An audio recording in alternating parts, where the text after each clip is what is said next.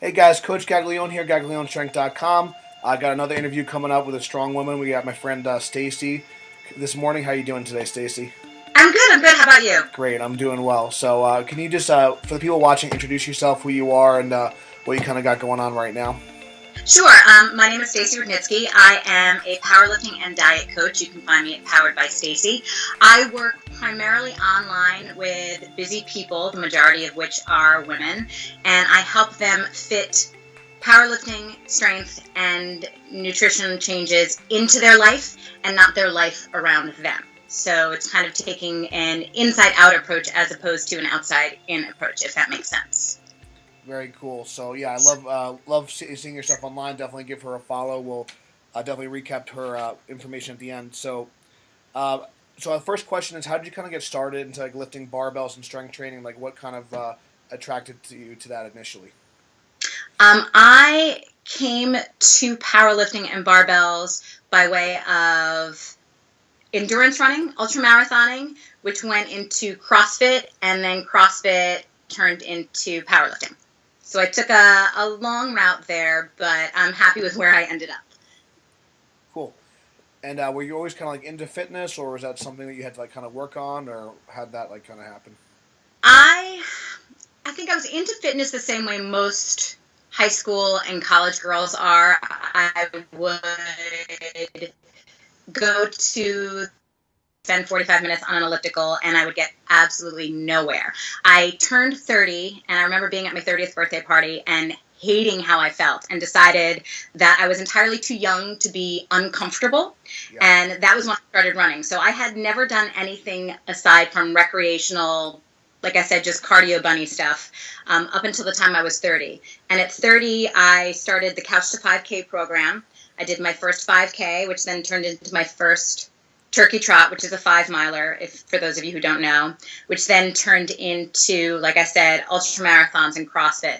But I grew up doing musical theater, so I was not at all a sporty type girl. I failed the physical fitness test every single year we did it. I could not run a mile. I couldn't do the push-ups or the sit-ups in the allotted amount of time. So I was definitely a late comer to the fitness game.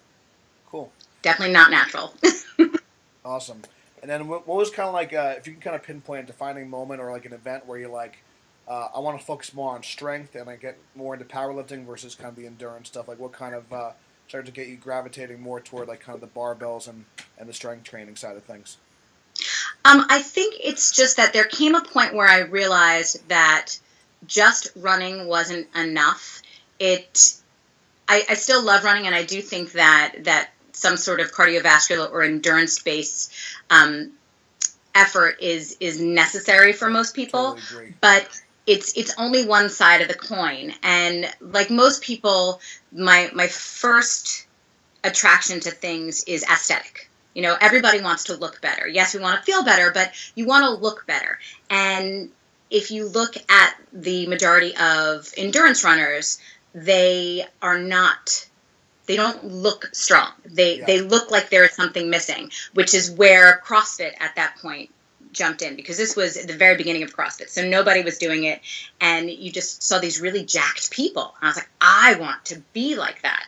Like, that is just super cool. Look at what those women are doing. And through CrossFit, when I learned the squat and the deadlift and the overhead press, it was amazing.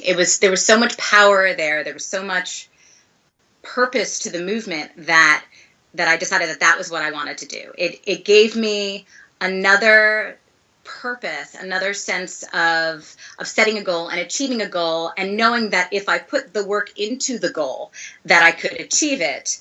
That was where my focus shifted toward. Very cool. I love what you said, kind of training with a purpose. I think a lot of people kind of when they go to the gym, they're kind of just exercising. They're not really sure like what to do, what the direction to have, you know. And as you know, like sometimes the aesthetic stuff can take a little bit longer. But with Mm-hmm. strength, you can kind of see from week to week, did I add 5 more pounds? Did I add another rep? Or even, you know, even having those micro plates on. But you can see that progression a lot quicker. And I think that's very satisfying for like a lot of women starting out, kind of seeing that like progression, and it's very motivating. And then kind of like the body kind of starts to change as a result of that too, which is like pretty awesome to see. So, Right. So along with that, one of the reasons I also kind of emphasize like doing a competition for yourself, even if you're maybe not like looking to be ultra competitive. Can you talk about like maybe like what was like maybe doing your first meet and kind of that whole actually doing like a competition? Um, it, what I love about doing these and I love about doing competitions, again, this kind of feeds into the having a goal. Um, when you are just training for the sake of training, which in and of itself is rewarding, it is helpful to have a set purpose. It's helpful to have something that you are training toward. It gives you a punctuation mark Yes. on the calendar. It gives you a reason to periodize and to set things up in blocks and to not let your training fall to the wayside. If you don't have something coming up and you get super busy and you can't fit in a training session Right. or two, it's easy when you don't have that looming deadline up ahead. So for me, the doing meets, because I'm not competitive. I'm not, I came at this so late. I'm not about to win, lots and lots of medals or money or get sponsorship or go to worlds. Like I do this for me because it's fun. Sure. But it it's it gives you a sense of community because, again, for most of us, strength training is a fairly solitary sport. So it gives you a chance to be around other people who are doing the same thing. It gives you a chance to witness other feats of strength that you don't normally get to see. I'm not going to see somebody, deadlifting 700 pounds in my own small gym. But if I go to a meet and I'm watching other weight classes and other, and watching men do it, I get to see what they're getting to do. And it also gives you a chance to test all the hard work that you've been doing. It's a way to assess whether or not your training program is really working. It's a chance for you to see where the holes may be and the things that you need to work on. For me, it's a chance to practice getting hyped up and psyched. I'm way too calm, so I have a hard time channeling nervous energy. I just don't find it and have it. So for me, it's an opportunity to get a little bit crazier than I normally am and to try and channel some of that energy and do something more fun.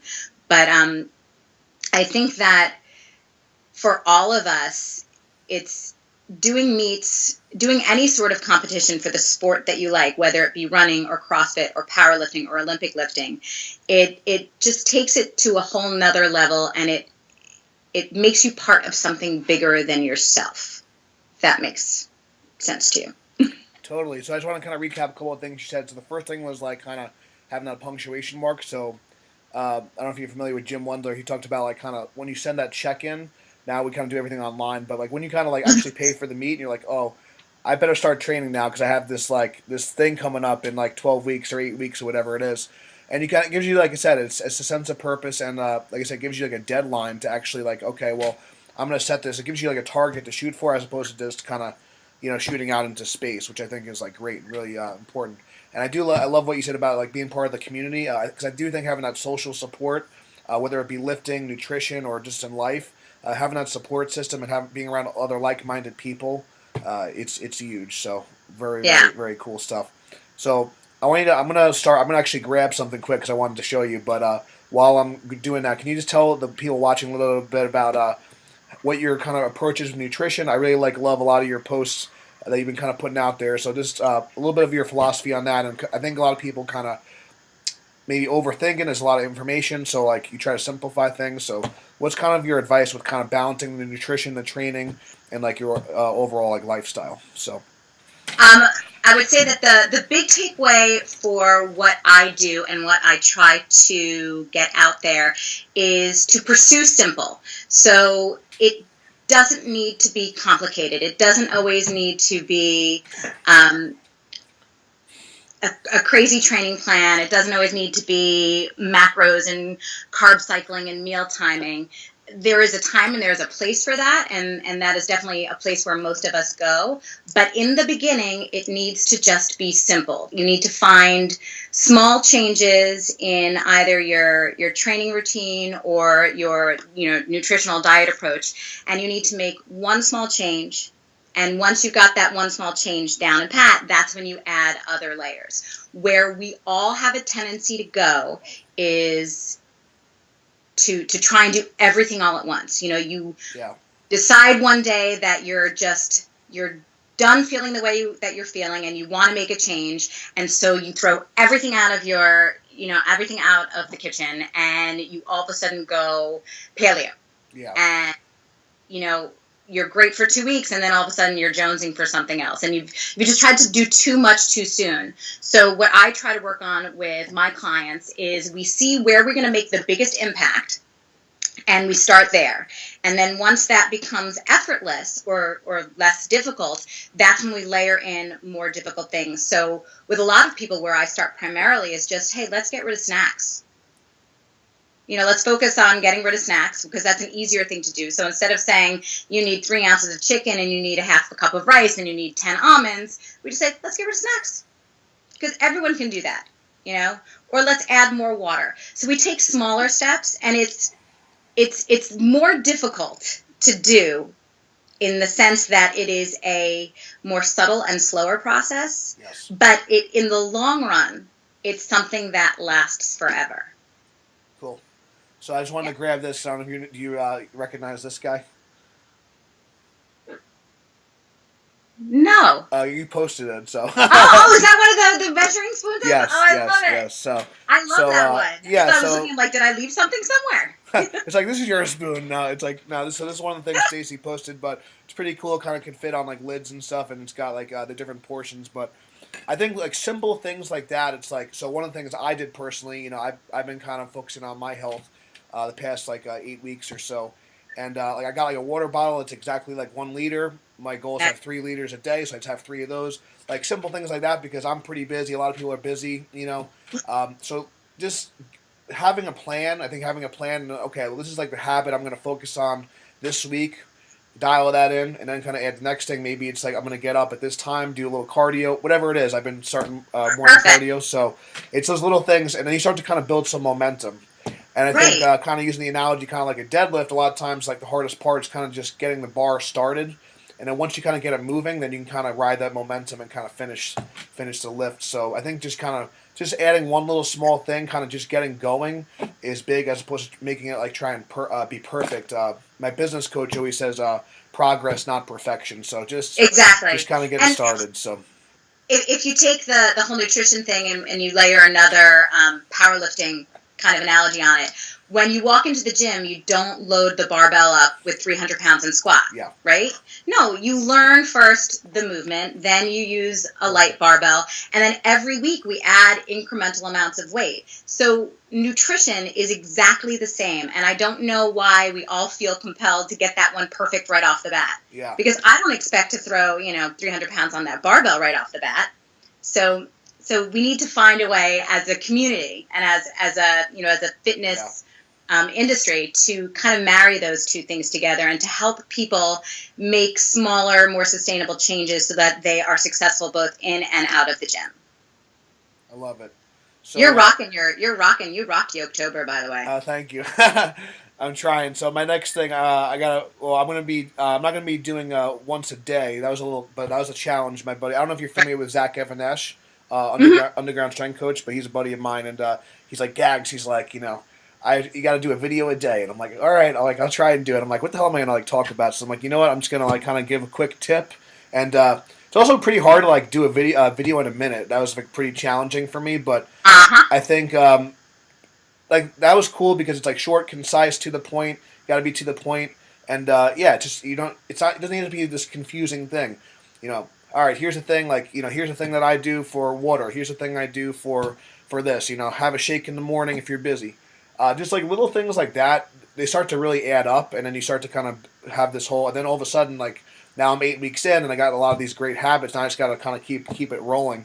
But yeah, I'm down about 20 pounds, so it's been good. But a lot of your stuff was really helpful too. Oh, good, I'm glad. A lot of the psychological. So I mean, it's just good to I think it's very easy to get sidetracked, and I think if you kind of just have that focus and kind of, again, just those small tiny goals, and focus on those small tiny victories as well, because a lot of times man, because the first couple, you're not going to lose 20 pounds in a week, but it's all right, pound here, pound there, it starts to really add up, and then now you get to see some changes. So, and I just you feel a lot better too, and I think that's kind of a big thing, and my productivity has been a lot better. I had kind of this idea to start this interview things. I've been kind of cranking these out now, so I'm pretty excited, and I want to kind of start to share that with other people, and having someone like yourself I train a lot of women now. little more Mhm. relatable, and then they can kind of like see themselves in like some of the kind of the people that we're interviewing. So very cool. So the next thing I wanted to talk to you about, you said you kind of like into musical theater and stuff. You weren't always like kind of into fitness. Right. Um, you started kind of later in life. So what advice could you give to someone that maybe they're like hesitant to start lifting, or they're kind of afraid to go to like a gym, or maybe they're afraid to compete? What advice would you tell them? Just do it. I mean, you just have to do it. There's nothing to be afraid of.